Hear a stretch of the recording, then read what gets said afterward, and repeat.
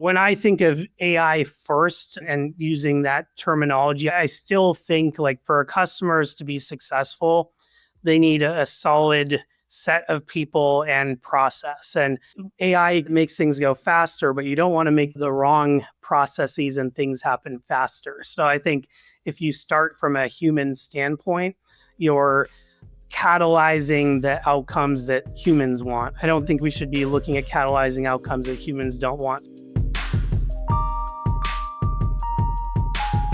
Hi, I'm Boaz, founder and CEO of Augmented AI Labs, and I'm excited that you're tuning in to the Shift AI podcast, a show that explores what it takes to thrive and adapt to the changing workplace in the digital age of remote work and AI. In today's episode, I'm thrilled to have Prem Kumar as our guest. As the CEO of Humanly and a GeekWire Award winner for the CEO of the Year, Prem is transforming the hiring experience through AI. With his background at Microsoft, where he was a buyer for HR solutions, and his experience in the startup world at TINYpulse, Prem brings a unique perspective on how technology can create more human-centered hiring processes. If you're interested in the future of recruiting, how AI can reduce bias in hiring, or what job seekers should know about today's application landscape, you are not going to want to miss this episode. We also want to send out a special thank you to Augmented AI Labs for sponsoring this episode. This is going to be a great show, and we're super excited to talk to Prem today. Let's get to it. All right, Prem, thank you for joining the Shift AI podcast. I'm excited to talk with you today. Me too. Thanks for having me. So I noticed, in your career, you worked at Microsoft for many, many years, lots of different roles.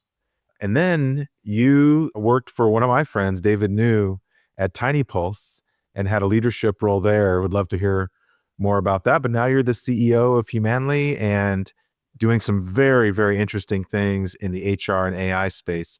So can you flesh out your career a little bit? Just give the audience a little flavor for kind of what you've been through. Yeah. So as you mentioned, I started at Microsoft, and actually some of the ideas for what we're doing at Humanly had to do with my job search out of college. But at Microsoft, primarily my background is product and data. Those are kind of the two themes, and people. So a lot of the time at Microsoft was within our HR solution delivery team. So I was a buyer for a lot of the products I'm selling now.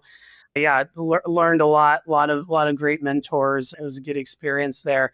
When we acquired LinkedIn, one of the roles was bringing all of that data into products like Dynamics.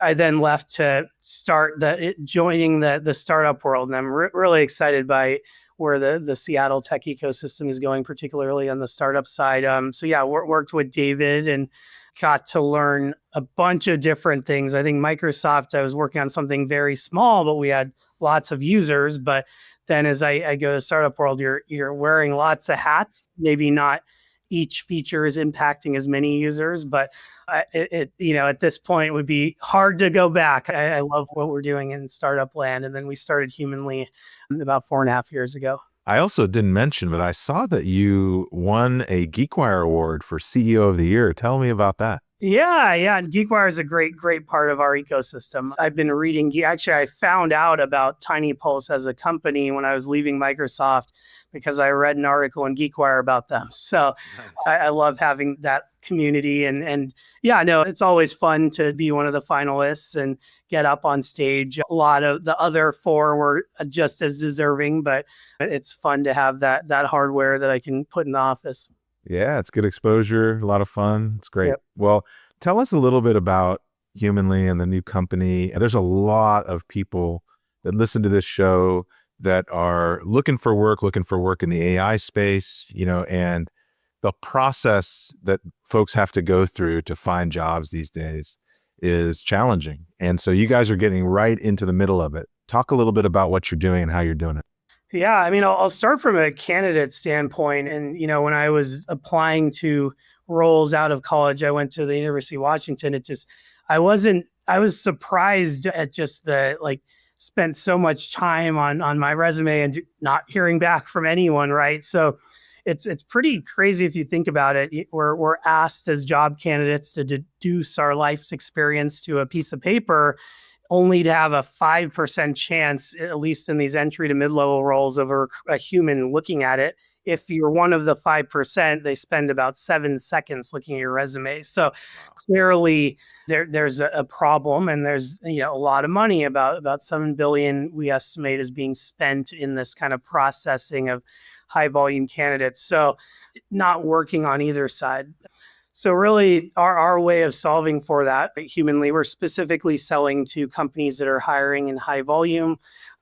We automate as well as augment human interaction as it relates to finding candidates and sourcing, and then screening and scheduling them through voice or chat agents. So we feel if we can reduce the time it takes to get into a two-way conversation using AI, using automation, we're going to be in a much better spot, because even the strong candidates have to wait a week. And I think the last thing I'll say there is like having that two-way conversation is important, because it's not just I'll have a lot of folks ask me about how do we stop candidates from ghosting, and how do we help get their attention faster. So if you can make that initial two-way conversation through automation and AI, but if you can make it not just about the company screening the candidate, but the candidate also screening the company, they're not just sending information one way, but they're getting questions answered. Some of the downstream processes and numbers will get better. It goes both ways. Yep. So walk us through, like,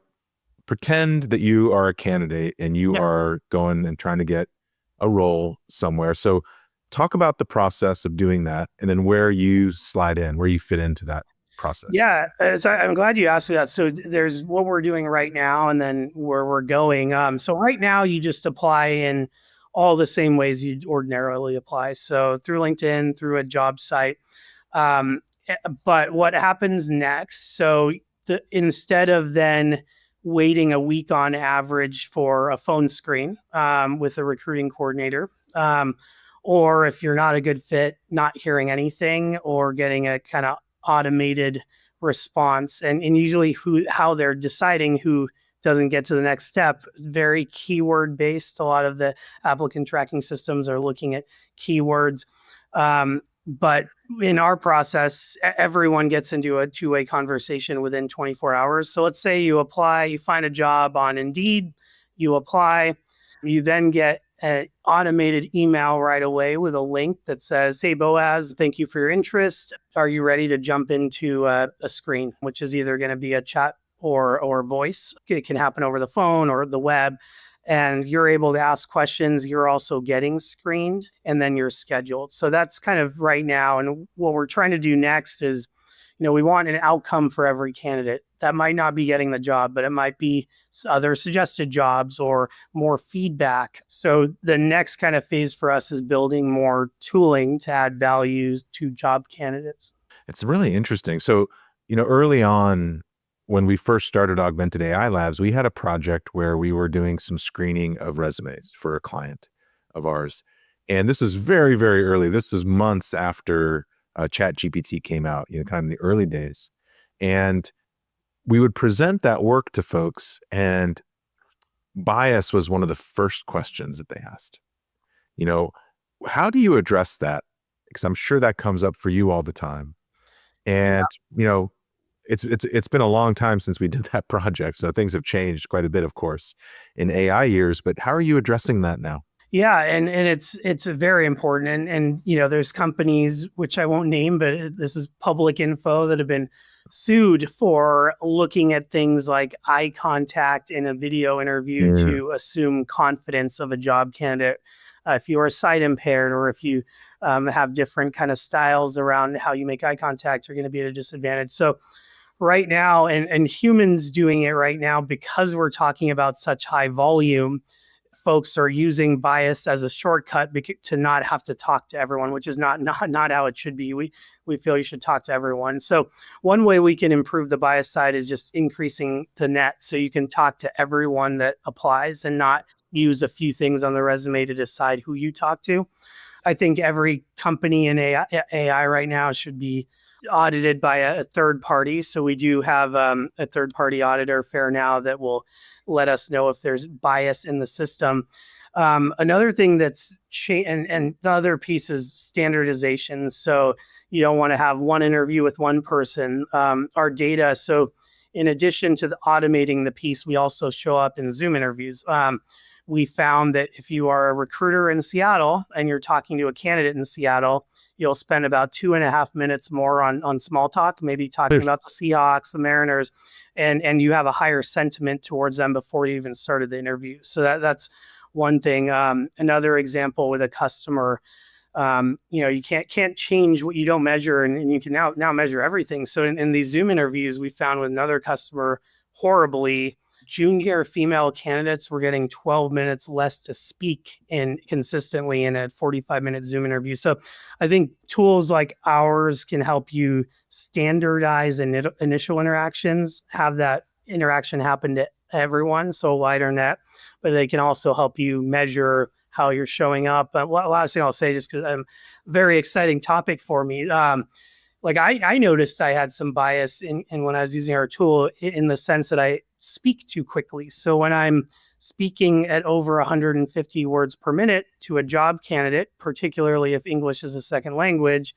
they're taking in less, and then I'm assuming they don't know the answer to the question or something, but it's my fault because I'm talking too fast. Knowing what you know and all the data that you've seen and your experience at Microsoft and other places hiring people, what kind of advice would you give to folks, not just folks looking for tech jobs, but just out there, looking for work and trying to get through the loops and the process that you need to go through? Yeah. Luckily, there's also a lot of tools now that candidates can use, and we're not yet in this space, but there's tools like JobScan that will help you. You don't want to not get an interview because you worded things wrong in your resume. So it will help you with, you might want to characterize, like at Microsoft, we call, there's lots of program managers, but some of them are actually doing product management. Some of them are actually, so getting the resume to really fully display what you do. So you can use tools to ensure that that is working. There are tools to another thing I'd say is, kind of depends on the recruiter, but many recruiters that I interview and I talk to, you apply, but you also send them a LinkedIn message and not be overly aggressive as well. But right now, the barrier to apply with things like easy apply and quick apply and what you can do through LinkedIn has made it so these recruiters are just inundated in volume. So they're using shortcuts to decide who to talk to. So I do think if you can get market yourself and get more eyeballs through sending direct messages to hiring managers and recruiters, that can be helpful. So tell me, some of the things that you guys are looking at in the future. I mean, every single day I see the capabilities of foundation models getting better and better and cheaper and cheaper. Yep. And you take advantage of that. But what are some of the things on the HR side as you look into the future, both on your product roadmap and just wave your magic wand, you're looking out into the future? What are the things that get you the most excited? Yeah, no, it's an exciting time. And as you mentioned, the cost has gone down. So the cost for LLMs and the ways we're using them is like 1/100th what it was 3 years ago. And I look at like ChatGPT, for example, as a well-read but naive human, where it can certainly hold a conversation very well, but not actually recruit a person. Having context like maybe Boaz is in Colorado, and if he asks about pay, you need to know the pay transparency laws. But the infrastructure layer has leveled up. So similarly to how SaaS was born from cloud and the infrastructure changes there, with this infrastructure, we don't have to do the infrastructure of talking to a human. So that's exciting. As far as the future, so, I really do believe that eventual hiring should be more about finding a two-way match. So understanding the most you can about a whole human, not just their job title and resume, and as much as you can about a company and their employer brand, and then finding a match. So I do look at tools that are not moving towards that is not where things are going. I think there will be a time where you maybe have a universal profile. If we remember applying to colleges and how I think it was like FAFSA or something, and it's not just the words, but maybe it includes more of your work that you've done. I mean, people are doing that now, but and it's kind of more of a jobs find you model. So I think matching is going to get to the point where you might have in your inbox. And right now we'll get text messages with random jobs, but if those actually were very high quality and it knows so much about you that it's kind of sharing with you something exciting, I think we're going to move more towards that kind of matching versus all this stuff that happens in between. That's one of my thoughts. It seems like everything is going to get pretty personalized. Yeah. Consumer experiences are going to get personalized. This recruiting experience, this could be interesting if it's relevant. Yep. I get a lot of pings from recruiters all the time, but I feel like they're not super relevant. If they are, and if they feel personalized, that could be pretty interesting. One other thing that I noticed about you guys that I wanted to ask you about is, the first thing that people think about when they think about having to do an interview or a screening with an AI, immediately their mind goes to personification. Like they're going to be talking to an avatar. And I just interviewed somebody from Hollywood that's doing a lot of work with avatars that have personalities that, you can have different personas and so on, but they're visual. Yeah. And the latency is getting such where it's starting to get okay and, believable. But you guys have chosen not to do that. Mm-hmm. So can you talk a little bit about that, about the why around that?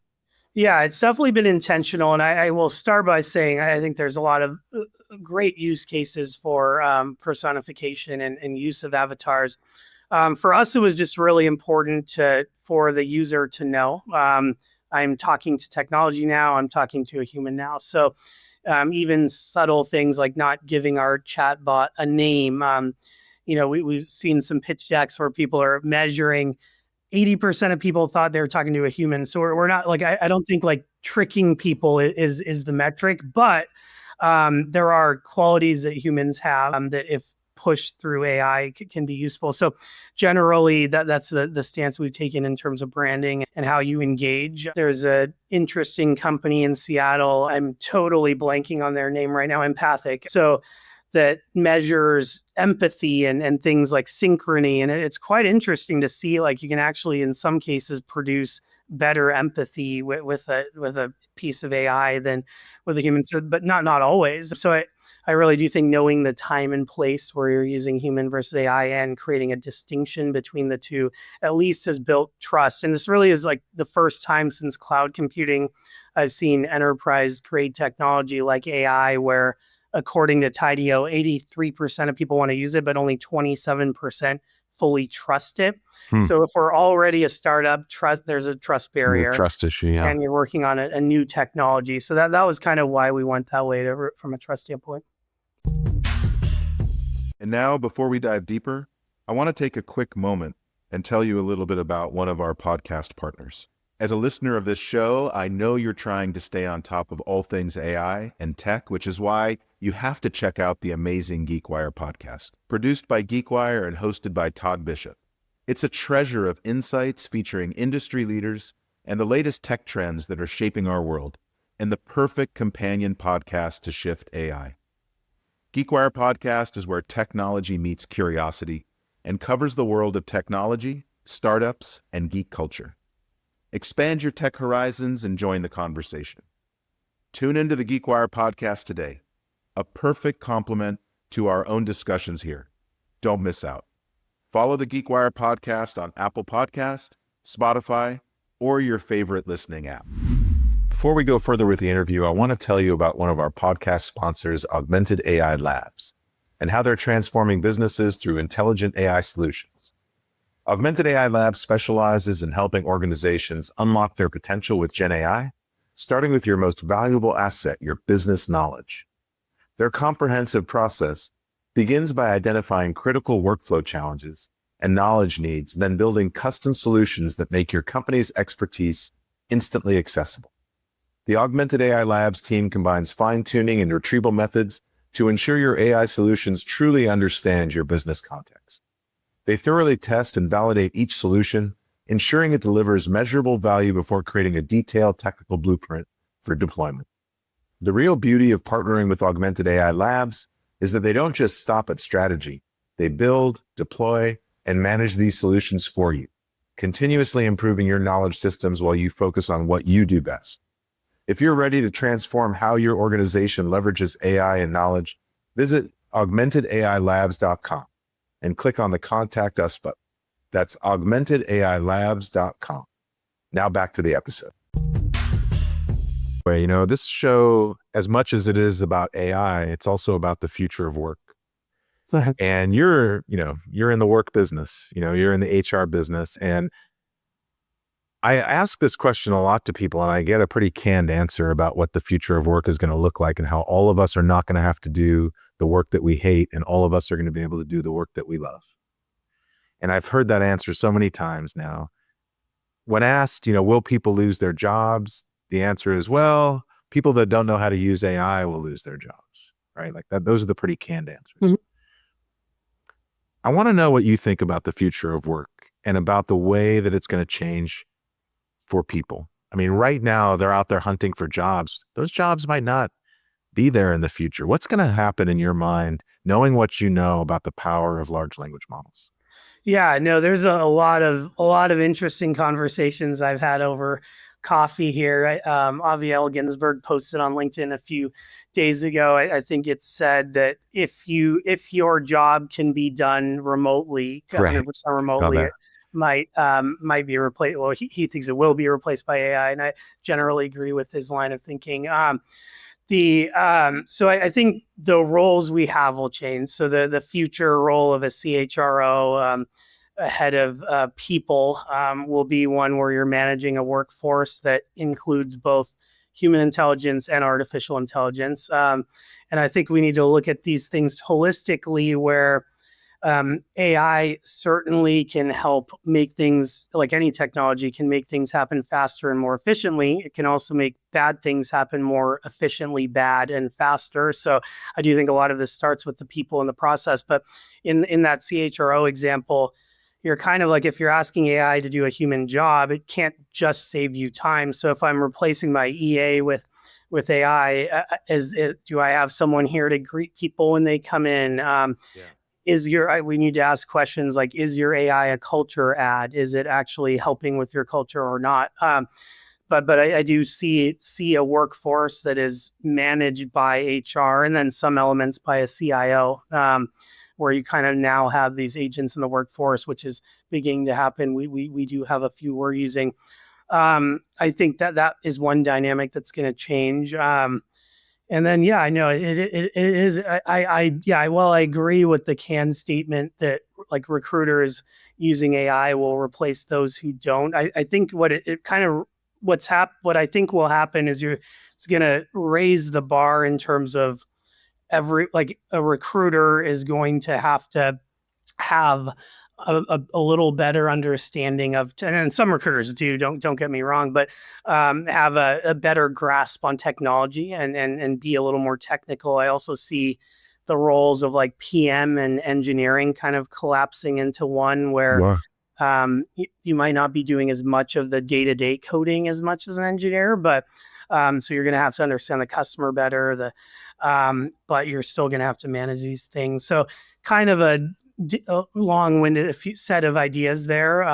But at the end of the day, I really think it's like when my buyers ask us this, I like put it back on them. Like, we're literally now voting for the future we want with the tools we pay for. Do we want, like I mentioned, third-party audits? If we're buying tools that aren't audited by third parties, we're saying we don't need that. Yeah, that's interesting. I wonder if recruiters in the future are going to have to be as adept at finding humans as they are about finding agents. When asked about a certain kind of job description, perhaps they're going to have to make recommendations for a human and agents in delivering on that role. Really good question. Yeah, no, and I can see scenarios too where maybe you have an agent so that's an HR manager. I think there's some companies working on this. And then if someone escalates an issue, are you okay with an agent to actually perform that? And maybe it's another agent escalating an issue to so the agent on agent scenarios are quite interesting. But yeah, no, I do think that and then when I say really broadening technical knowledge, part of that is not necessarily learning how to code, but it might be just, you said, knowing which agents should be used for what use cases. Absolutely. I'm also glad that you brought up the word culture, because I think that, there's going to be a future where half your company might be AI agents and perhaps the other half is going to be humans, but culture still matters. And I personally still believe in people, and I believe in culture. And so, I like to ask this question to folks over the years, whether it was at Microsoft or TINYpulse or even now, who are the mentors that have affected you personally and also the culture of the companies that you've worked at?